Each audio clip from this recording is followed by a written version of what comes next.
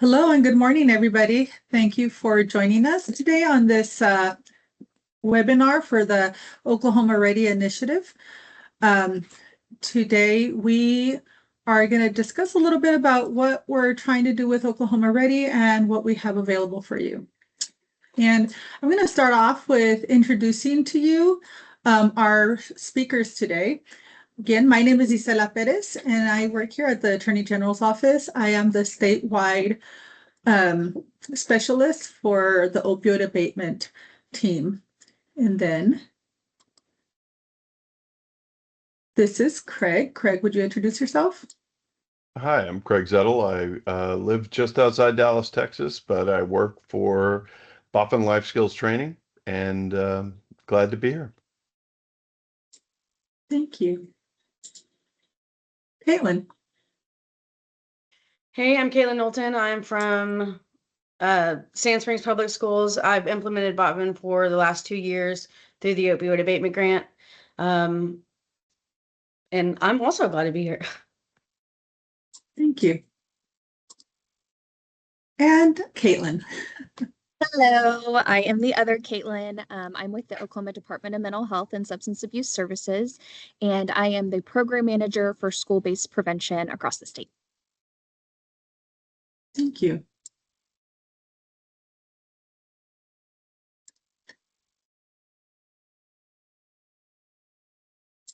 Okay. Oklahoma Ready is an initiative that is intended to help schools bring a tool to students on life decision making, just with life skills. It's also intended to help reduce substance use, behavioral infractions, and again, just to be used as a tool for schools. Over the next 2 years, we're trying to build statewide readiness of this program. We're offering stipends to schools and districts. We are offering free training for facilitators. The facilitator could be anybody in your that the school allows on property, which could be a teacher, a coach, a community partner. It does not have to be a paid staff of the school. It just has to be somebody that the school allows on campus to be able to interact with the students and help put this training out. And also we are providing all materials for the schools. And for this, I am going to hand it off to Craig, and he's going to share with us more about what Boffin is. Excellent. Thank you. Let me go ahead and get started.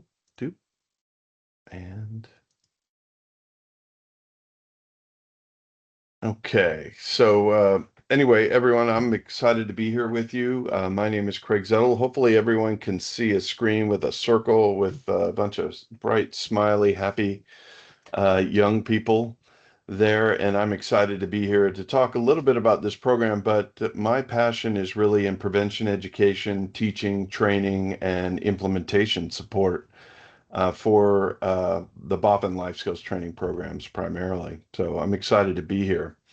And one of the things we're excited to be about or be associated with, of course, is the Oklahoma Ready Initiative. It's one of the most forward-thinking initiatives that I've seen across the country, and we're excited to be a part of it. Not only because our programs are evidence-based, exemplary, gold standard, or many of the words that are used, but they're also universal in their design, easy to implement, and are essentially skills-based training that help adolescents navigate the challenges as they move through their teen years, early teens, preteens, teens up into adulthood. So it is designed to address key risk and protective factors that are associated with, and this is one of the most important parts of the program, is to delay any initiation or escalation of experimentation, substance use, or health risks in general, including violence.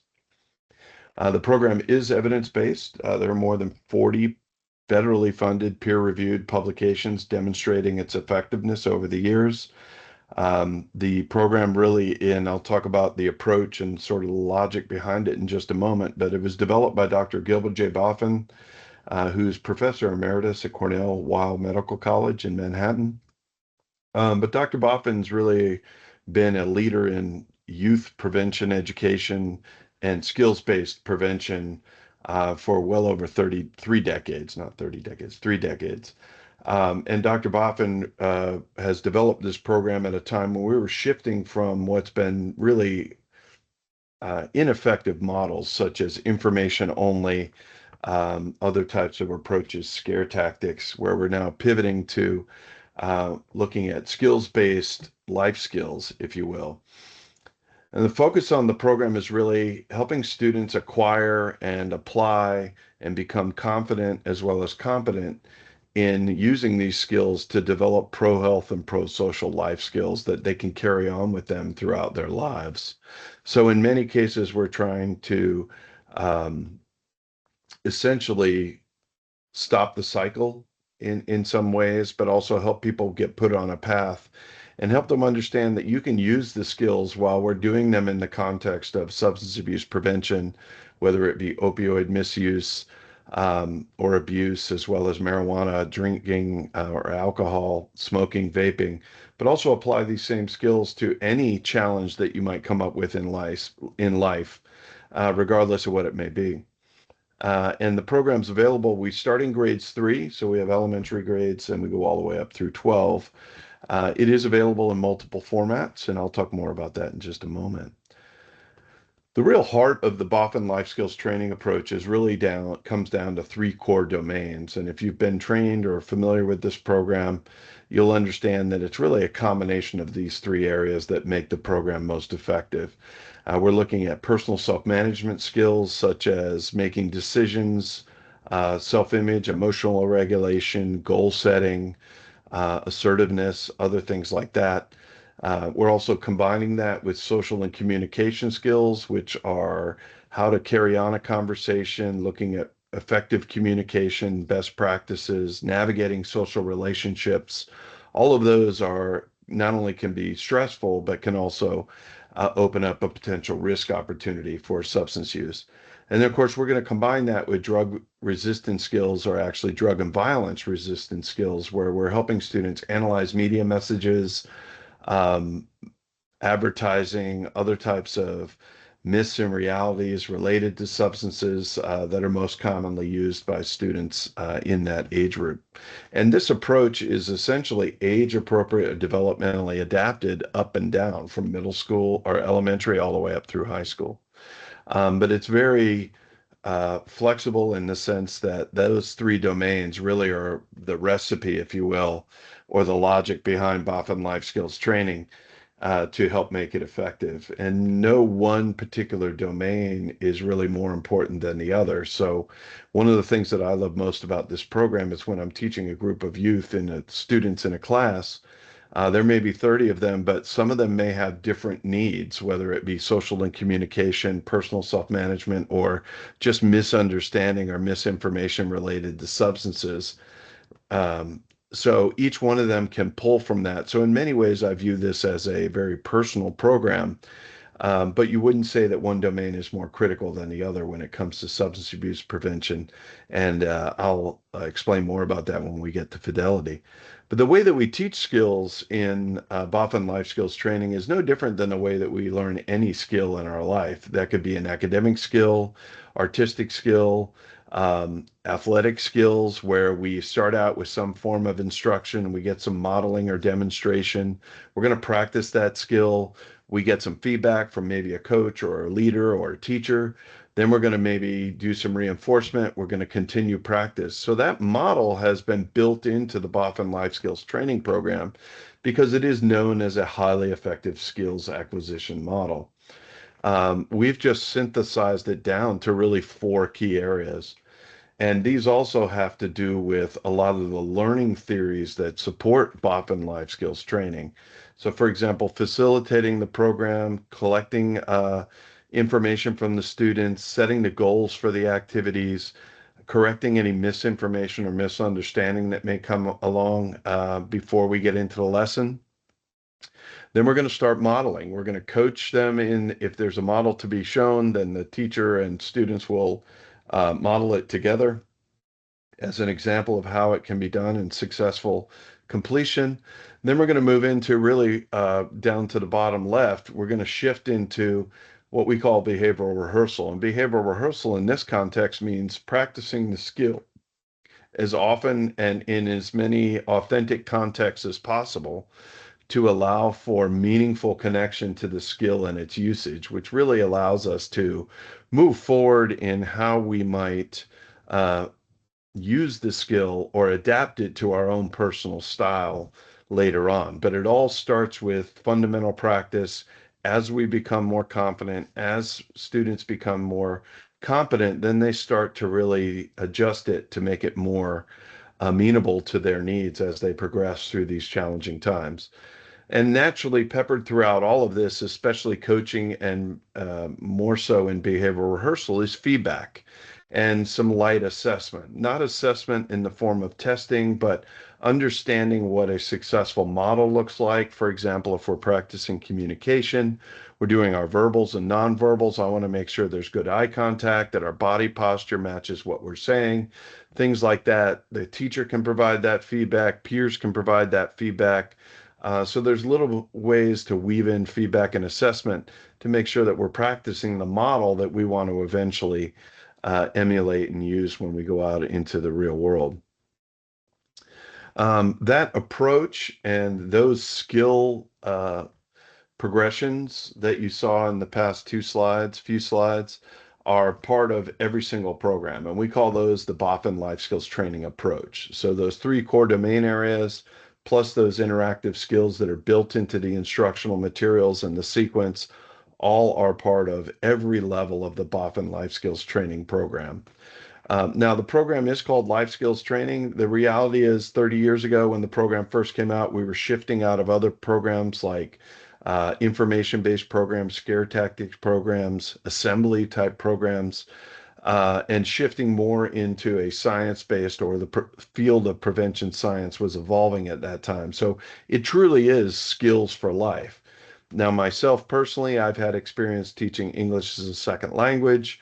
I know other subject areas talk about life skills. In this case, it truly is skills for life, in the sense that we're looking to bolster and acquire those pro-health and pro-social skills to navigate throughout life as we move forward. The programs, whether it's digital or print and digital, obviously everything's built into the materials, but our e-learning hybrid programs also carry these same instructional sequences as well as the skill practice. It's just done slightly differently through online interaction with a series of media, and then of course skills practice with the facilitators, and those are available for middle school and high school. One of the biggest questions, or most frequent questions I should say, we get asked is, how long is the program? Simply put, all of the elementary levels are 8 sessions each. They're about 30 to 40 minutes per session. Everything you see in front of you includes all of those skills training techniques and steps that we just talked about. Middle school is 15 sessions, or 10 sessions, or 5. Now, the way to view middle school, and we've got a lot of information about this on our website, everyone who's new to the BOFIN Life Skills Training Program in the middle school years starts with level 1. The other 2 levels are really more what we call booster levels. And back in the day when the program was first being tested, it's that sequencing that really was based on more of a medical, or if you refer to, for example, vaccinations, where you get a big dose of something that will protect you up front, and then you get weaker or more focused doses as you move forward. That's what those boosters are. So where you see 7th and 8th grade doesn't mean that that's the 7th grade program. Just keep in mind, if you're new to middle school or new to LST for 6th, 7th, or 8th grade, everybody starts with level 1, regardless of what the grade is. This just shows how the students would progress through 6th, 7th, and 8th. And each of those lessons is 45 to 50 minutes long. So to be honest with you, I'll talk about this in Fidelity. The elementary program can be done consecutive days or multiple days per week or once a week. So it can be done in 8 weeks or as few as 2. Um, the middle school program would follow the same format as would all levels. So it could be 2 to 3 weeks, doing multiple days per week, or 15 weeks if you only taught it once a week. Now, the 3 optional lessons that you see attached to middle school come with the programming. Those are related to our violence and delinquency outcomes, related to physical aggression, verbal aggression, fighting, and delinquency. Those are optional to add if you really want to strengthen those violence outcomes that could come with the program.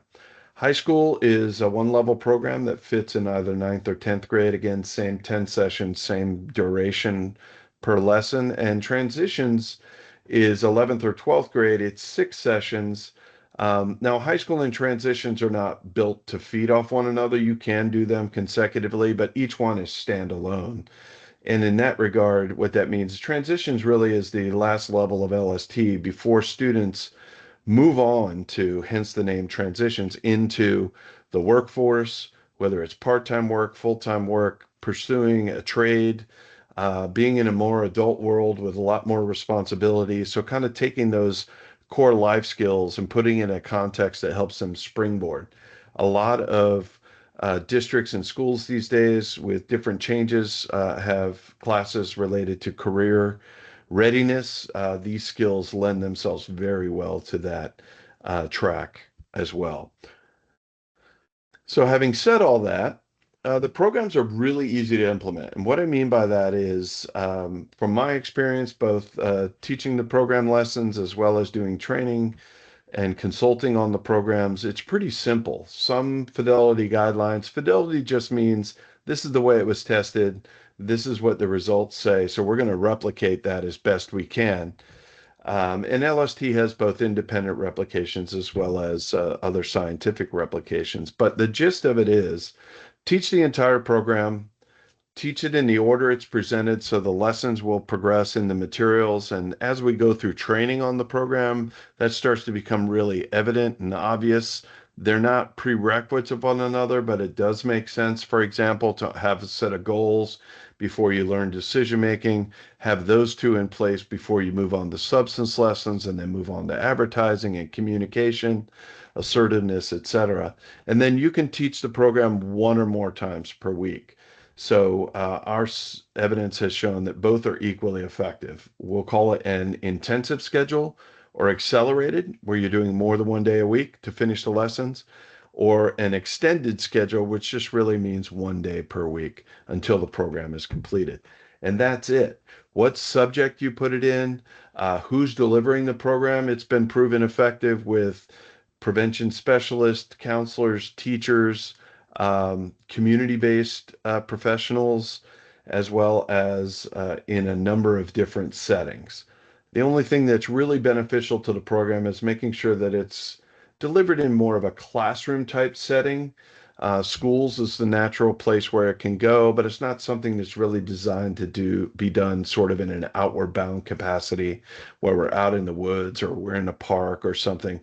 Not because it can't be done, it's just not a normal place where we learn and practice skills like this, but also there's just a lot of distractions being out in those environments.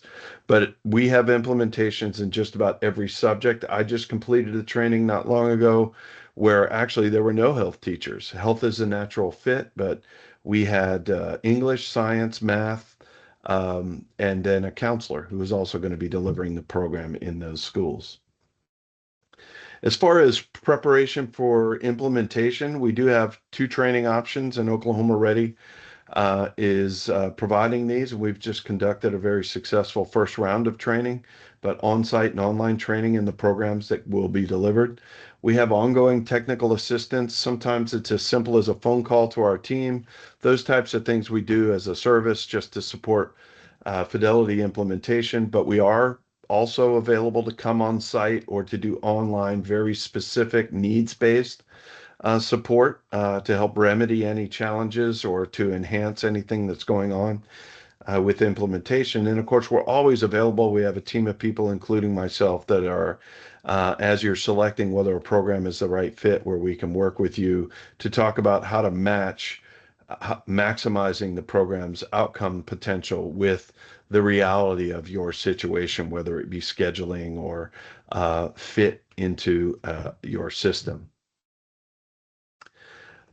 We actively create and provide a whole host of resources that are available. Some of the standard ones are fidelity checklists, which are great, even if you're not being monitored for fidelity. I like to use them. It's a great reference for everything that's critical to teaching that lesson.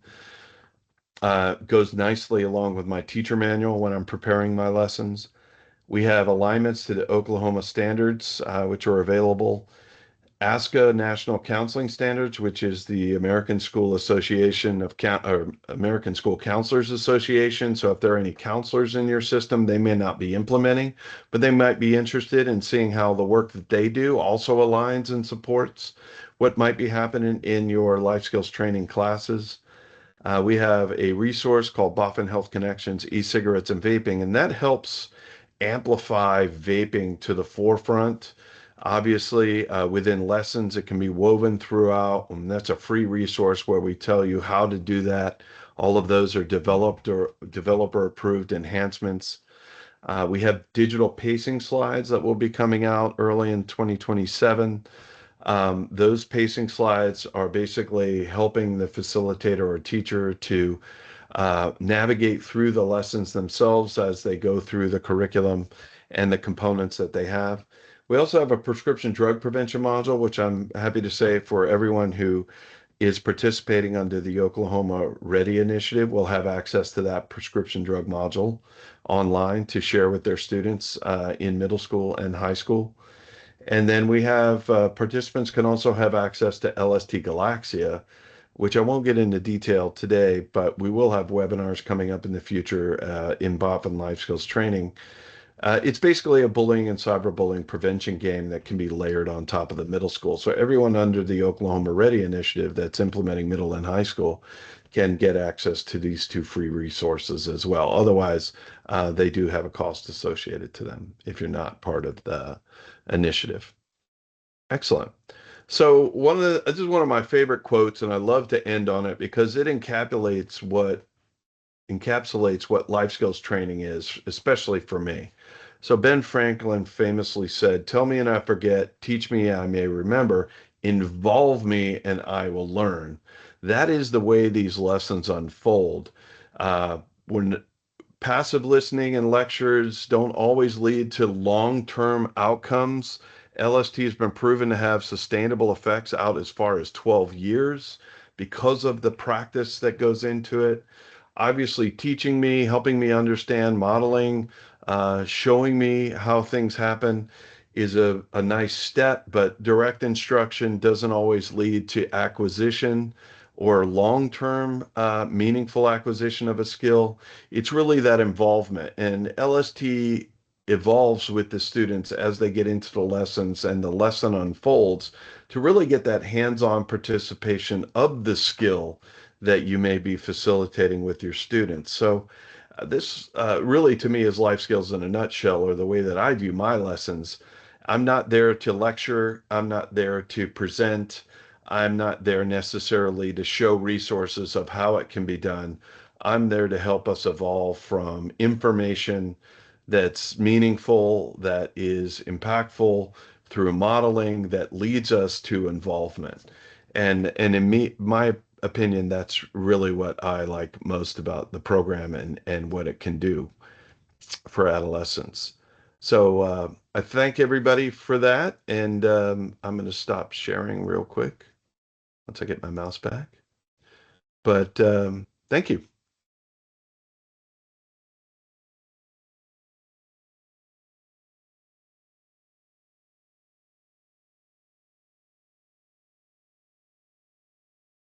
We can't hear you, Zella.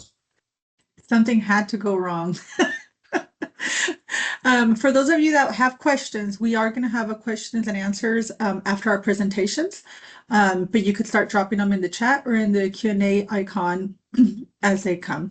And next, we're going to have Caitlin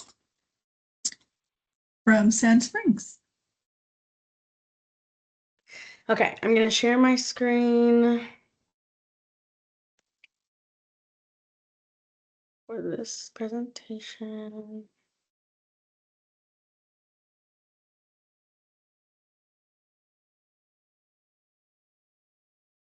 Okay. I hope everybody can see this. So I've been teaching, implementing Botman life skills in Sand Springs and my position was created with the opioid abatement grant. I spent 9 years teaching freshman English before I got my a degree in counseling, and then I transitioned into this job. And with this position came a prevention piece, which is where Botman Life Skills came in. I also do some intervention directly with the students as well. But we've seen a pretty significant impact over the last 2 years with the help of the grant. So Sand Springs, if anyone doesn't know, is a rural suburb of Tulsa. It's right off of downtown. We actually get a very good mix of both urban and rural populations. Our demographics are a great experimental based because we have such a range of socioeconomic and diversity of all kinds. So it's pretty cool to see how it's impacted everyone over the last 2 years. There's about 400 students in each grade. The high school is 9th through 12. It has about 1,600 kids. And I started implementing in the English classes because that's where I knew we would be able to fit in this training. I have chosen to implement over a 2-week span in each of those 4 classes. That being said, in my experience, and I can talk about this a little bit more later, I do think that it might be beneficial to spread it out over more than 2 weeks, just to give time for the information to sink in. Sometimes the acceleration feels a little bit rushed, but wherever you can fit it in, doing it at all obviously has been helpful. Okay.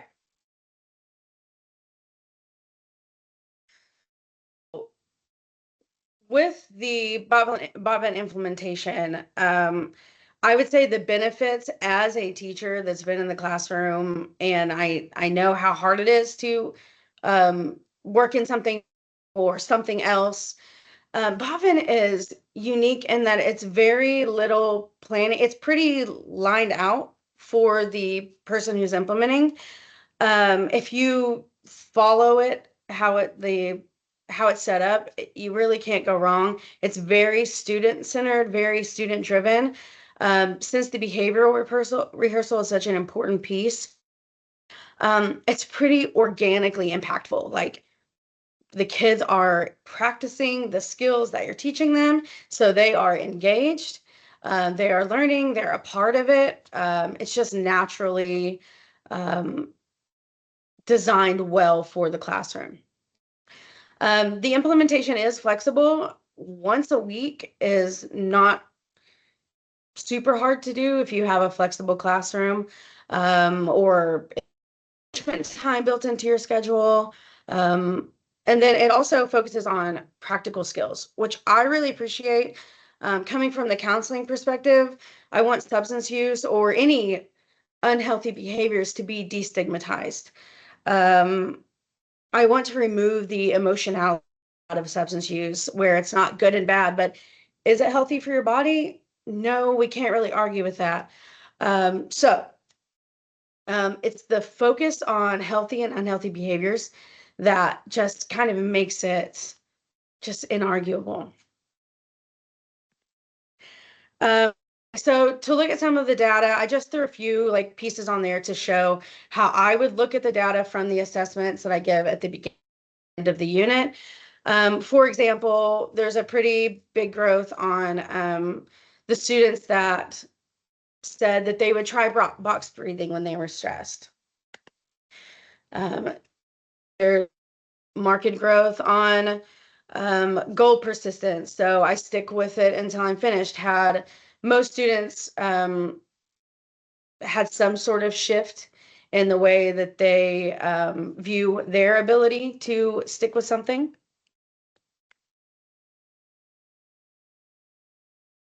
And some of the assessment pieces had more than a 10% positive shift. Pretty much every piece of the assessment showed some sort of progress. And some of the most significant were like coping with stress and their perception of substance use, especially within their peer groups, how their health is impacted by their moment by moment decisions, um, assertiveness. So all of that had some growth. And then the two big numbers I really wanted to share with everyone today is from last school year, I implemented with the, no, 2 years ago, when I implemented with the freshmen for the first time, that school year, we had 36 substance-related suspensions. And then this year, that class as sophomores, it pretty much halved. I mean, we went down to 17 substance-related suspensions for that class that received Botman their freshman year. So a direct impact on that class. That includes even repeat offenses. So only 14 new offenses happened in that school year, which is a pretty impactful piece. This includes tobacco use as well.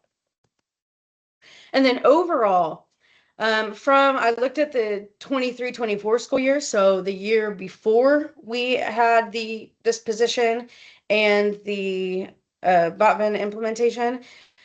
From 2 years ago to now, this past school year, we had a 52% decrease in all substance-related suspensions for the high school 9 through 12. So even just having a presence in the school has had an impact, since the juniors and seniors wouldn't have gotten this, but just the presence obviously has had an impact. 52% decrease in substance-related suspensions, including vaping. And then a 36% decrease in all behavior incidents. So this kind of reflects this, the concept that Botman does reach further than substance use. A 36% decrease in all behavioral incidents that would have resulted in some sort of like suspension, something a little bit bigger than detention.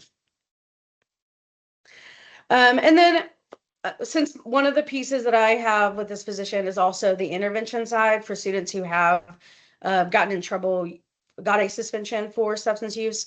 When I'm talking to them, most of them have started in middle school, like just in my experience with them. So I am going to move this prevention education down this coming school year to the middle school and see if we can get that prevention, delay the start, like Craig talked about earlier, a little bit further and see what that impacts, how that impacts the high school. So the middle school had an increase in substance related in the last couple of years, which shows if the high school is decreasing and the middle school is increasing, I think that also shows the effectiveness of Botman as well.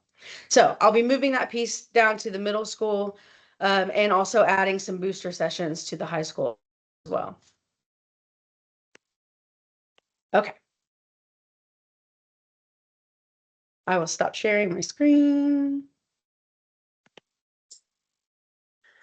That is pretty exciting, Caitlin, to see those numbers and to see that you guys are considering doing middle school now because you've seen that shift in the high school. So that is exciting, and I can't wait to hear how that goes in this coming year.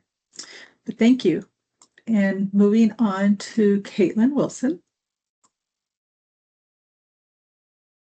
Hello, everyone. Yes, my name is. We're having a hard time hearing you.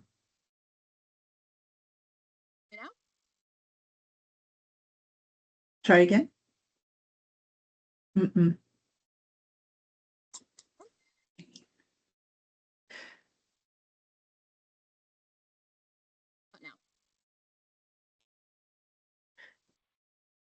Now. No. Sorry, guys.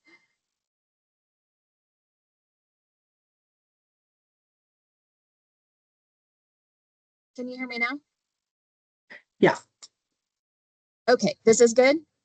Yes. Okay, sorry, I don't know what that was. I just turned my camera off and on, and that fixed it. So, again, my name is Caitlin Wilson. I'm with the Oklahoma Department of Mental Health and Substance Abuse Services, and I work in school-based prevention across the state. And our team is here to support all of your prevention efforts. We've funded Botvan across the state for schools for many, many years. And like Craig said, we consider it a gold standard program because of that mountain of evidence behind it. So we were really excited that the AG's office is also supporting schools across the state, and we're really excited to collaborate and reach everyone that we can with this programming.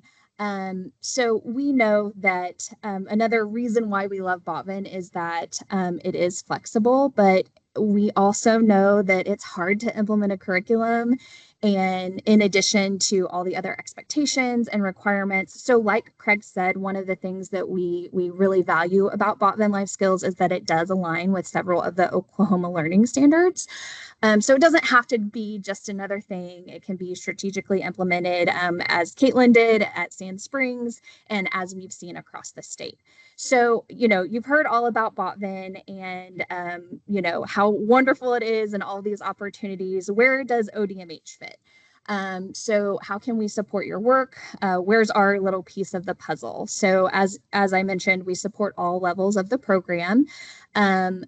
And where the AG's office is funding the middle school and high school program, we can come in and support the elementary school program. So if you are interested in a district-wide implementation, a school-wide implementation, we can be that extra piece to expand to elementary school. And the AG's office is providing a stipend, which is amazing and much needed for the extra work that your school staff may be doing. We unfortunately do not provide a stipend with the elementary school program, but we do fund the facilitator training, the actual curriculum, while providing implementation support, as well as evaluation services. So Caitlin mentioned that pre-post survey, and we use that survey, and we have a team that's able to match the pre and post, and then provide the schools with outcome reports. So it will show the change in those skills, the knowledge, and the attitude. So if you are interested in elementary school, please reach out to me. I will put my email in the chat, or if you just want to talk Botvan, I'm always available to talk Botvan. So reach out and let me know if you guys have any questions. Thanks.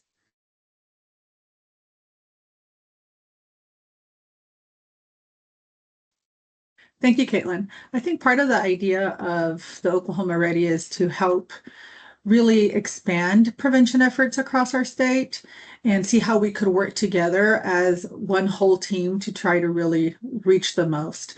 And so thank you for being part of that. So I've brought all of the presenters on. I did have a question for you, Craig. I don't know if you Yep. were able to see. Okay, do Yep, you I want can see it. Okay, would you like to respond to that? Sure. The question is related to be honest with you, updates to the program. Um, it, it's a little bit more of a complicated response, but the reality is, um, I'll start with the instructional design. So the the materials were pretty much designed to not get caught up in things coming in and out of uh, popularity. So we intentionally don't use a lot of company names. And now the teacher's encouraged to bring it in. For example, if you're talking about vaping products or tobacco or other types of things, then certainly that can be brought in. But the instructional materials were very careful because companies come and go, they merge, they're positive examples, negative examples. Same with famous people, other things like that. So Related to the language that is in the program that may be dated, to be honest with you, largely that sits in the teacher's manual. And every program has the same challenge. It's essentially locked in time when you get it and receive it. The majority of our references tend to be responses that students might say, and those types of things are a little quick to date. So for example, one example I was talking about asking students, what media do you use? And the example in parentheses in that teacher's manual said MP3, et cetera, et cetera. Well, the teacher, of course, said, we don't use MP3s. My kids don't even know what they are anymore. My recommendation was just take a Sharpie and cross that out because they're going to say what they say. So they'll say Spotify or something else. Now, as far as activities and things like that, we do go through updates on a regular basis, but we try to correct misinformation or understanding, like any dated references in student materials in particular, or teacher materials, which may not benefit if you're already using the program. But we do that at reprint on a regular basis. We just don't feel it's substantial enough to call it an update. It's just, for us, it's just facilitating learning and keeping things moving forward.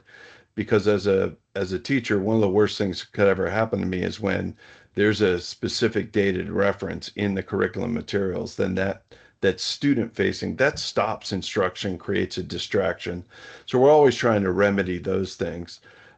Just as an example, elementary is a little different than middle and high school, but elementary probably you'll see where we're going to do more updates. But we also do things like Boffin Health Connections, e-cigarettes, and vaping.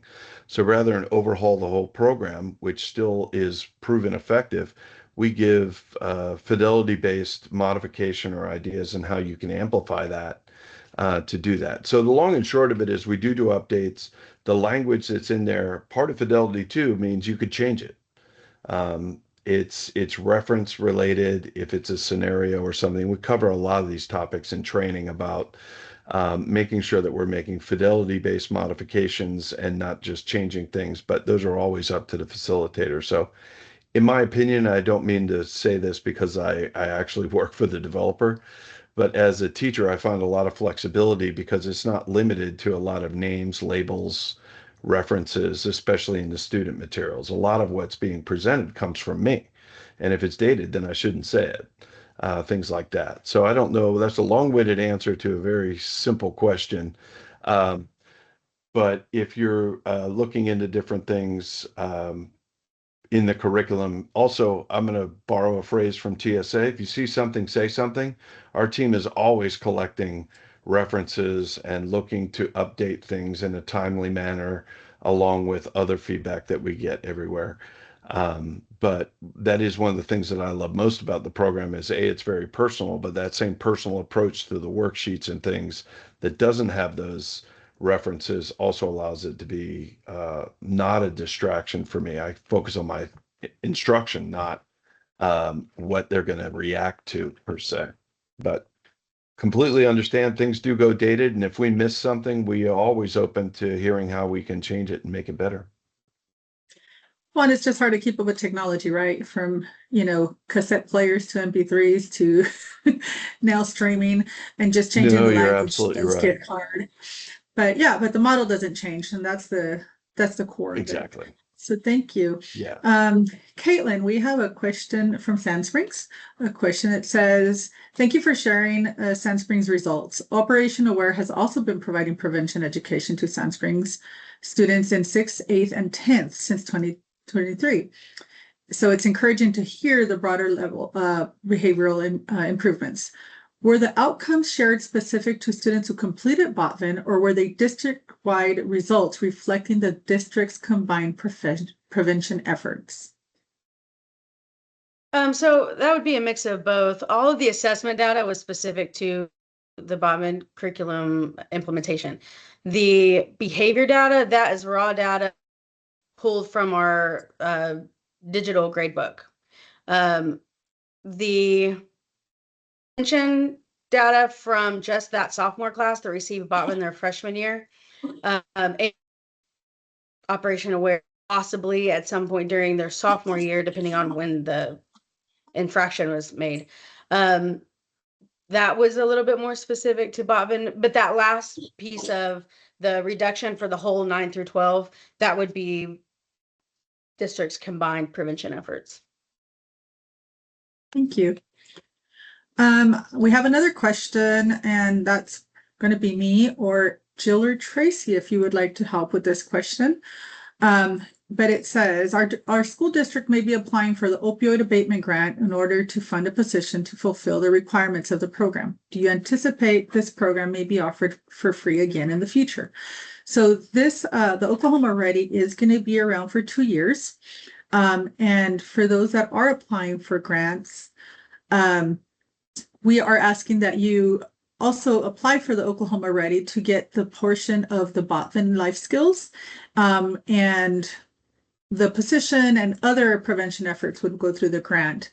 And I'm not sure if we have one of our other people that could answer more specifically on grants. Oh, yes, we do. One moment. Jill And this may is want Tracy to, Galley.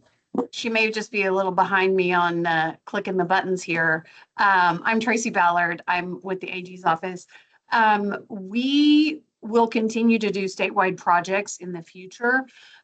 Prevention is obviously a major focus for us because for many reasons, but obviously we would prefer to prevent someone from creating, putting themselves in any sort of use or addiction situation than to deal with the repercussions of that and try to get them healthy again. The return for investment is a very smart move for the state of Oklahoma. And so long as there continues to be interest, we expect this to continue to be a focus of our statewide initiatives. The details may change over time. Additionally, we will have a different boss in January, as you all know, as informed voters of the state of Oklahoma. But at this time, there is nothing that indicates to us that there will be any interruption. Like Isela said, everyone has full access for free. Project will be guaranteed for this year and the following year.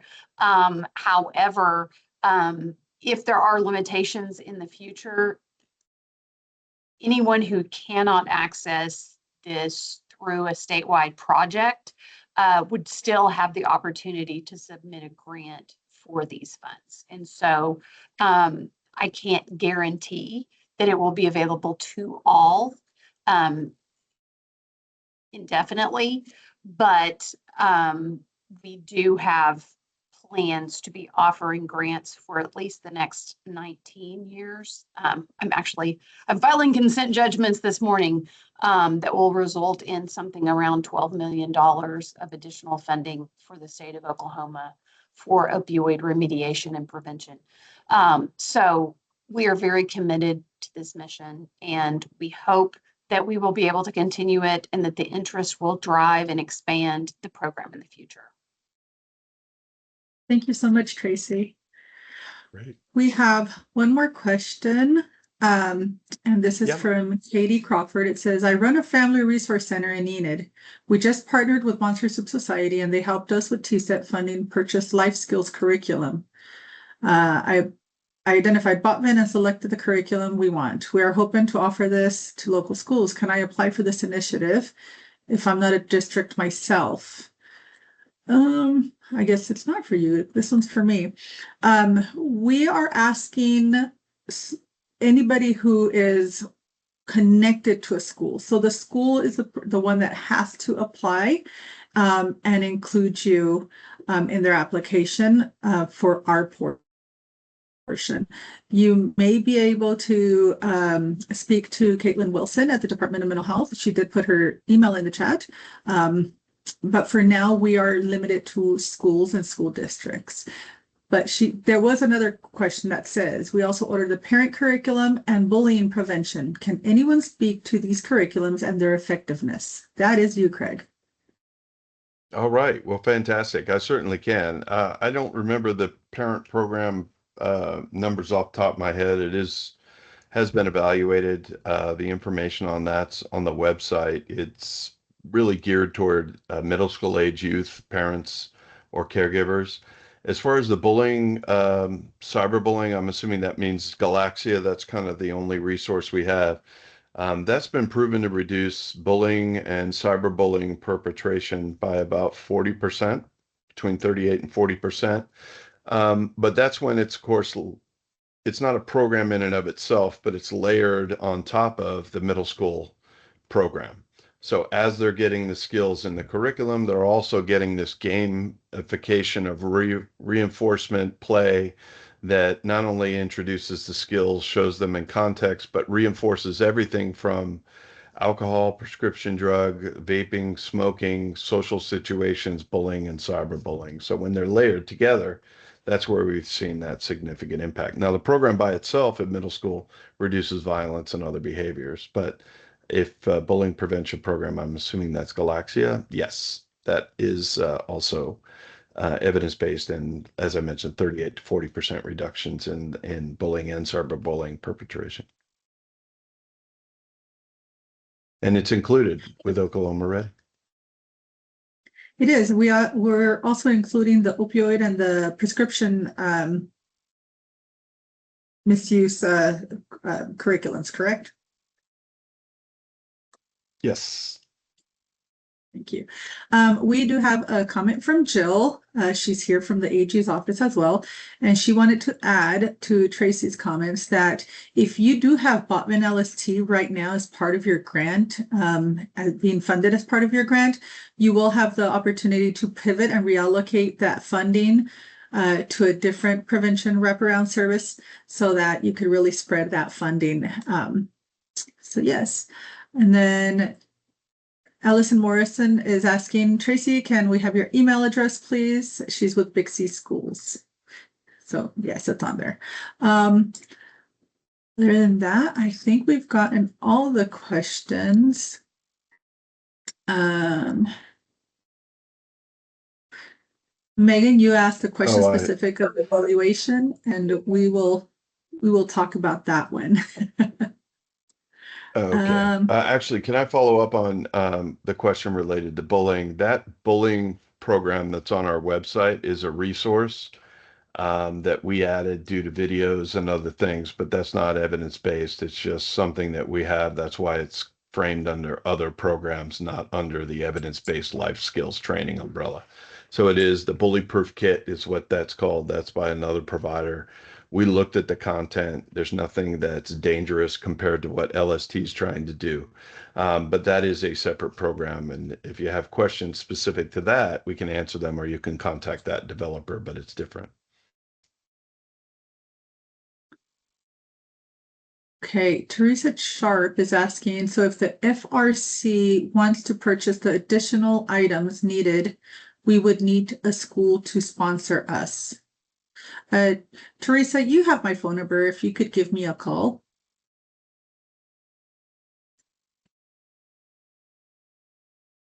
Perfect. Okay, I'm not seeing any more questions.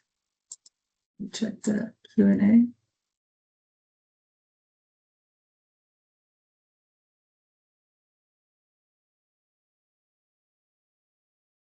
Okay. I don't think we have any more questions. This is the first webinar of some.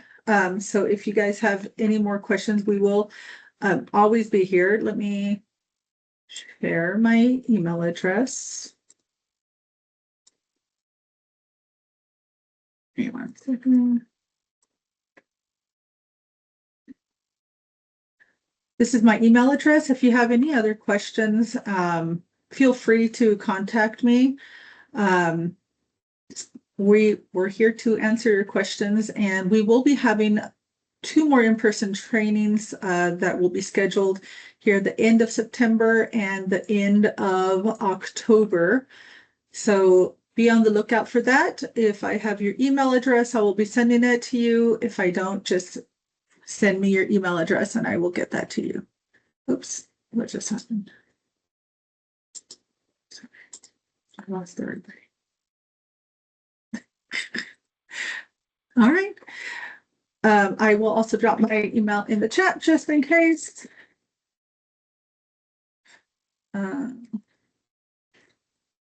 And I think that is it for now. If nobody else has any comments or any more questions, then we are going to free up 5 minutes of your day. Thank you so much for joining the webinar. Thank you. It was a pleasure being with everybody. Thank you.